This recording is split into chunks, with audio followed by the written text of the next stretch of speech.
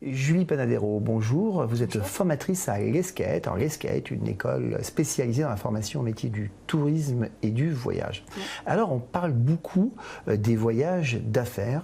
Mais est-ce que les voyages d'affaires, ça correspond à des métiers spécifiques, des métiers qui sont identifiés en tant que tels?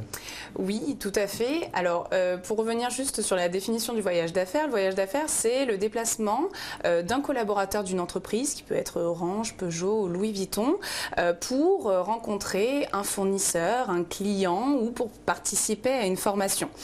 L'objectif, justement, des acteurs de ce secteur-là, c'est de gérer et d'optimiser les dépenses pour cette entreprise qui correspond souvent à un très gros poste de dépenses.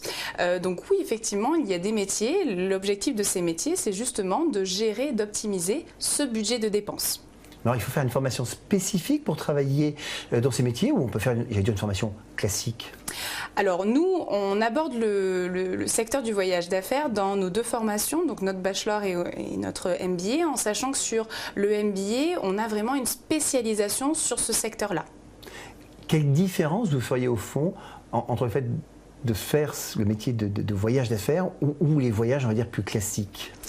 Alors, ce sont deux secteurs qui sont finalement un petit peu opposés, puisque le client n'est pas le même. Dans le voyage de loisirs, le client peut être une famille, un couple qui se déplace pour du loisir.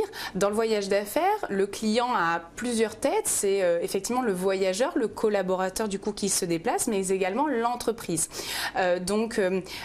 Derrière, effectivement, il y a deux secteurs qui sont opposés, mais par contre des synergies qui peuvent se trouver entre ces deux secteurs, notamment sur le transport, puisque qu'on se déplace à la fois pour le loisir ou pour le voyage d'affaires, le transport est le même, l'hébergement peut être le même, et les agences de voyage peuvent également être en synergie. Alors, au sein de la grande famille des métiers du tourisme et du voyage, est-ce que vous diriez que les métiers du voyage d'affaires sont en pleine expansion, en plein essor? C'est vraiment quelque chose qui est très porteur en ce moment. Oui, c'est un secteur qui est vraiment en pleine expansion. Pourquoi? Parce qu'en fait, les besoins des voyageurs et des entreprises clientes sont en perpétuelle évolution et du coup, les acteurs du secteur doivent également évoluer avec ces besoins. Donc, ça crée de nombreuses opportunités d'emploi. Alors, dernière question, c'est plutôt des emplois qui se situent dans des grandes entreprises ou on peut aussi travailler dans des grosses PME dans ce secteur du voyage d'affaires? Alors oui, effectivement, on peut travailler à la fois dans les grandes entreprises, dans les PME, PMI,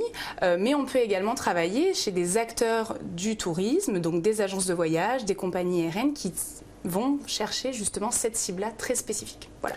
Julie Panadero, oui. Merci. Merci à vous.